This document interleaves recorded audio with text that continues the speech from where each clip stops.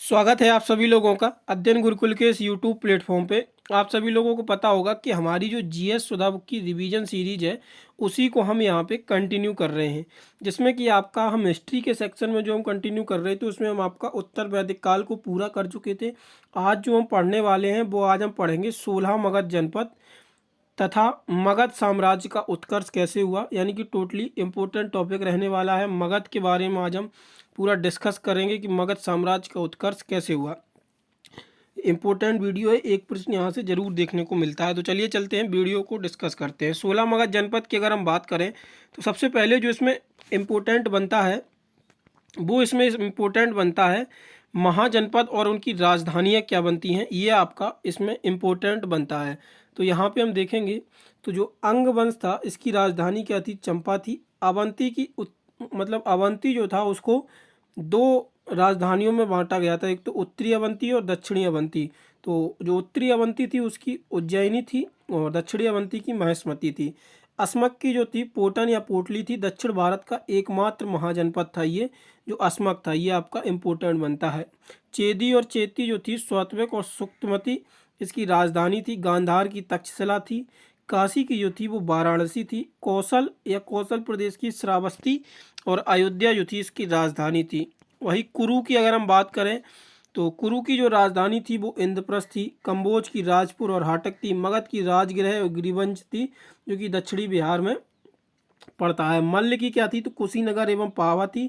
मत्स्य की जो थी विराटनगर। पांचाल फिर से इसको दो भागों में डिवाइड किया गया, उत्तरी पांचाल और दक्षिणी पांचाल। जो उत्तरी पांचाल की राजधानी थी वो ऐक्चत थी और दक्षिणी पांचाल की जो थी वो कापिल राजधानी इसकी थी। सुरसेन और सूरसेन जो थी वो मथुरा की राजधानी थी। और ये भी आपसे पूछा जाता है कि मथुरा का पुराना नाम, तो सूरसेन आपको ये याद रखना है। बज्ज और ब्रज ये वैशाली जो कि उत्तरी बिहार में है। वत्स जो है इसकी कौशाम्बी राजधानी थी। तो यह आपकी जो राजधानी थी ये 16 मगध जनपदों की राजधानी थी।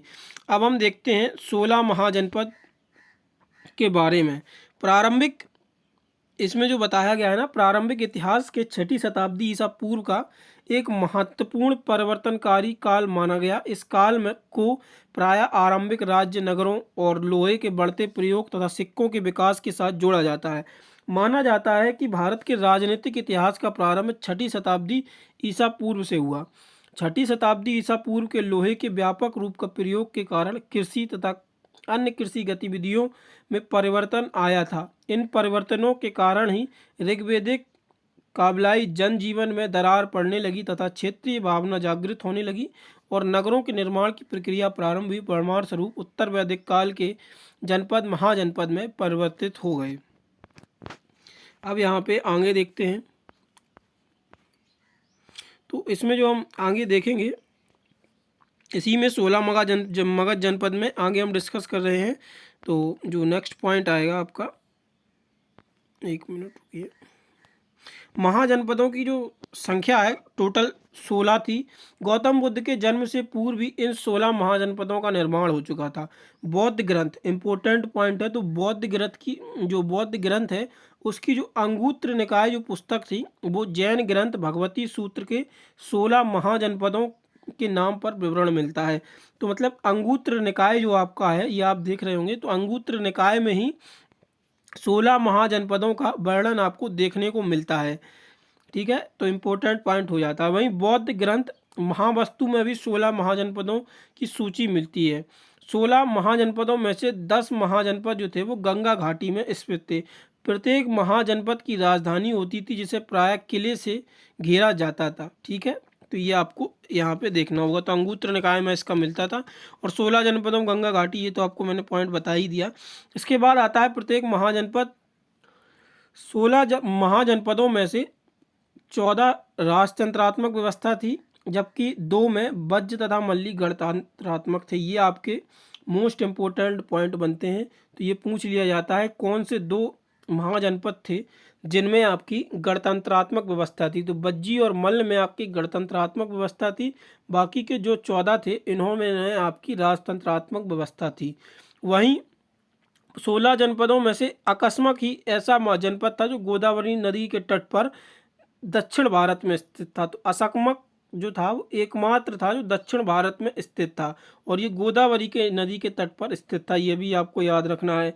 16 महाजनपदों में से 4 शक्तिशाली मगध जनपद जो थे, इसमें आपका महाजनपद जो थे मगध आता था, कौशल, वत्स और अवंती, ये 4 सबसे शक्तिशाली जनपद माने जाते थे। इसके बाद आता है 6ठी से 4थी शताब्दी ईसा पूर्व में मगध, आधुनिक बिहार महाजनपद सबसे शक्तिशाली महाजनपद बन गया। महापरिनिर्वाण सूत्र में 6 महानगरों का विवरण मिलता है। जो महापरिनिर्वाण सूत्र पुस्तक है उसमें जो आपके विवरण मिलता है महाजनपदों का, कितने का, 6 महाजनपद का विवरण मिलता है। चंपा, काशी, कौशाम्बी, राजगृह, साकेत और श्रावस्ती, इन 6 महाजनपदों का विवरण महापरिनिर्वाण में देखने को मिलता है। बुद्ध काल में 16 महाजनपदों के अतिरिक्त गंगा घाटी में अनेक गणतंत्रों के अस्तित्व के प्रमाण मिलते हैं। गौतम बुद्ध के समय गणतंत्रों की कुल संख्या 16 थी, जो कि निम्नलिखित थी: कपिलवस्तु के शाक, सुमसुमार पर्वत, सुमसुमार गिरी का भाग, अल्पगबुली, केशपुत कलाम और रामग्राम के कौलिय, पावा के मल्ल। इसके बाद आता है कुशीनगर के मल्ल, पिपलीवान के मौर्य और वैशाली के लिच्छवी और मिथिला के वैदेही। तो ये जो आपको पिपलीवान दिख रहा है ना, ये पिपलीवान जो चंद्रगुप्त मौर्य बनेगा, वो इन्हीं के मतलब यहीं के इनके पिताजी थे।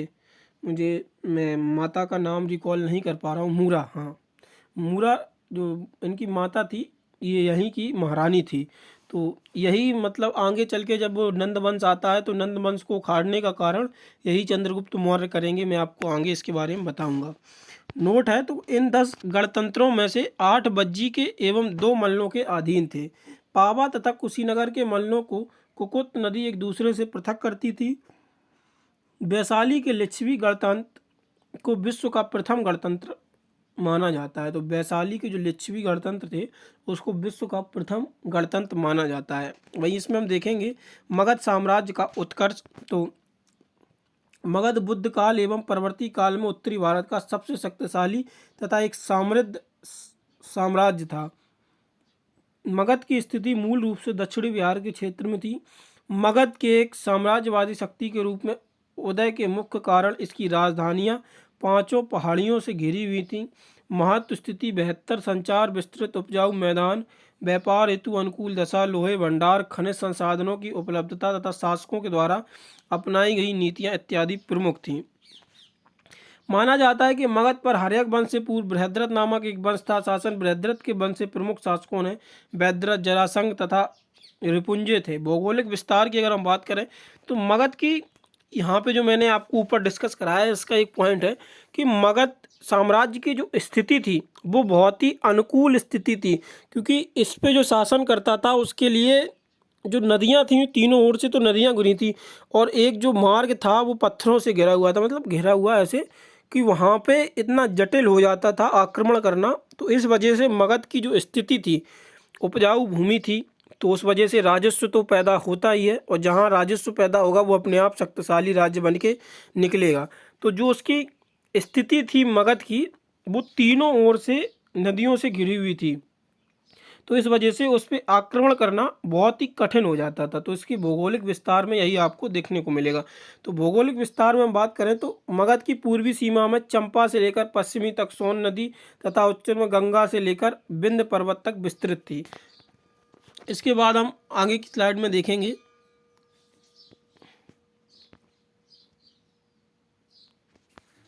यहाँ पे कालांतर में मगध की राजधानी का स्थानांतरण पाटलिपुत्र में हुआ था। मगध राज्य के तत्कालीन शक्तिशाली राज्य कौशल, वत्स एवं अवंती को अपने में मिला लिया था। इस प्रकार मगध राज्य का विस्तार अखंड भारत के रूप में हुआ था।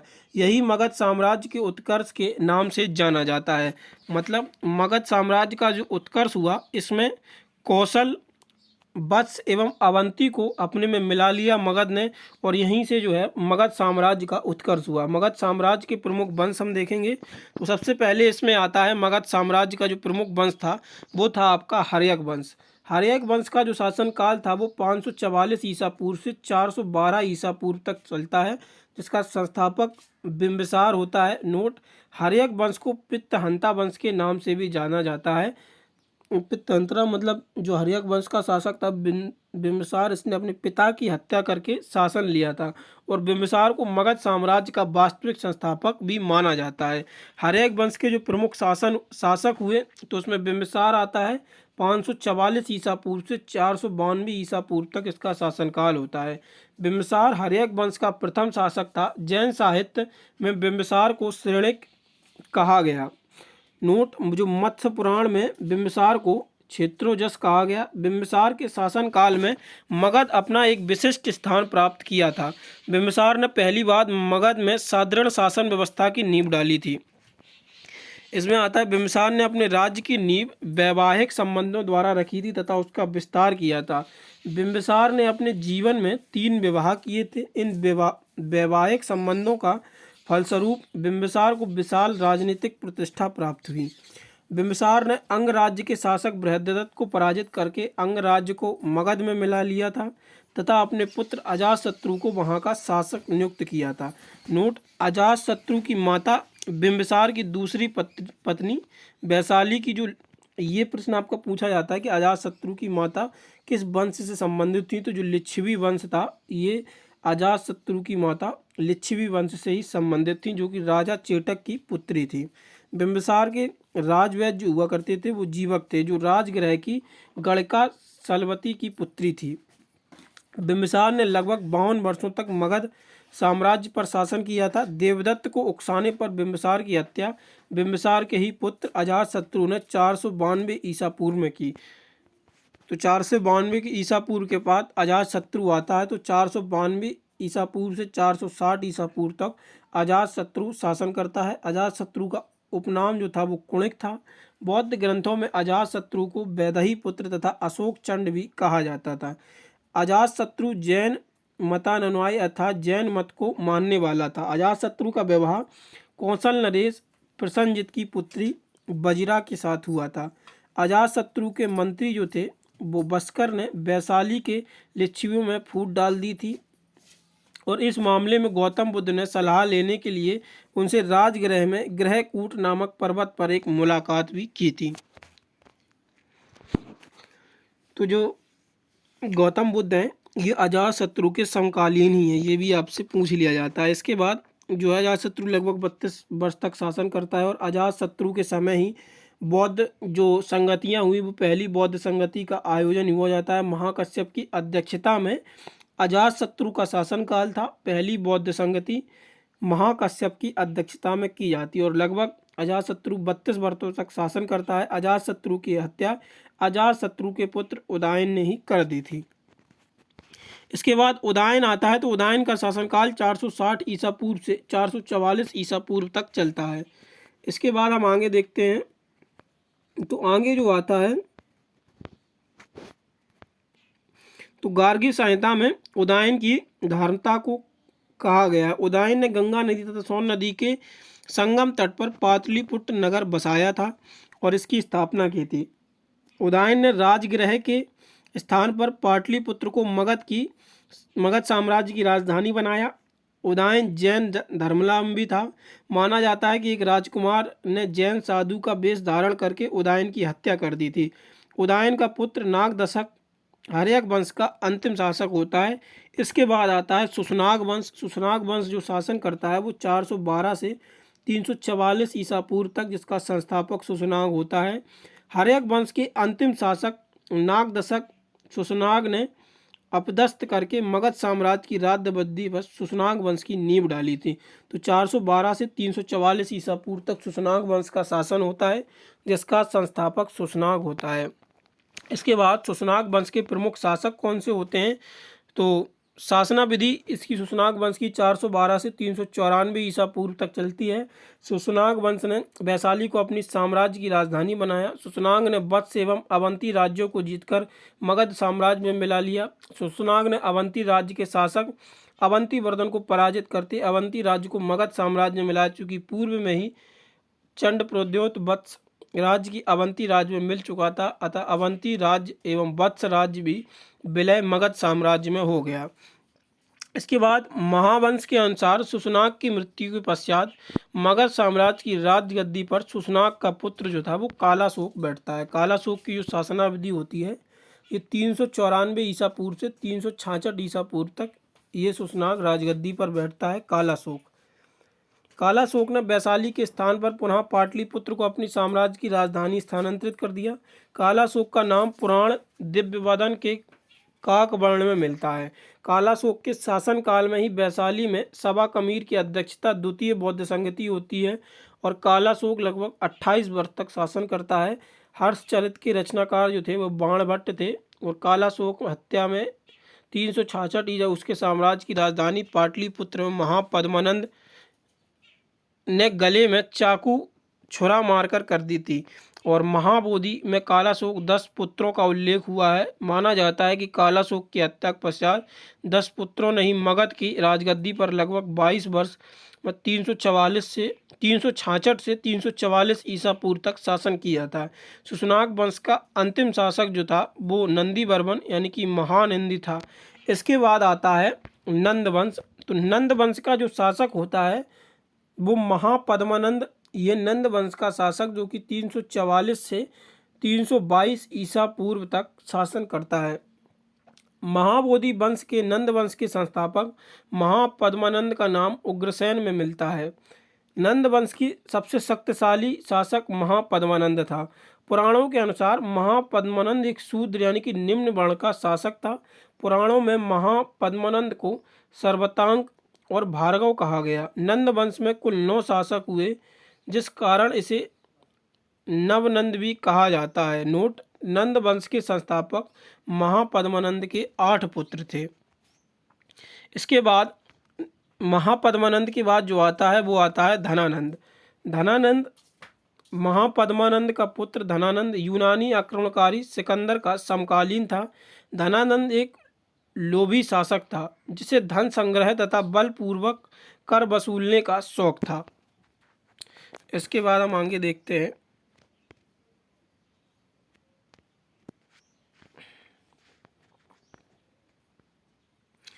तो दीपवंश तथा महावंश के अनुसार धनानंद ने 80 करोड़ धनराशि गंगा के भीतर एक पर्वत की गुफा में छुपा कर रखी थी।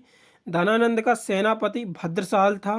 धनानंद के दरबार में तक्षशिला के आचार्य चाणक्य कौटिल्य आए थे।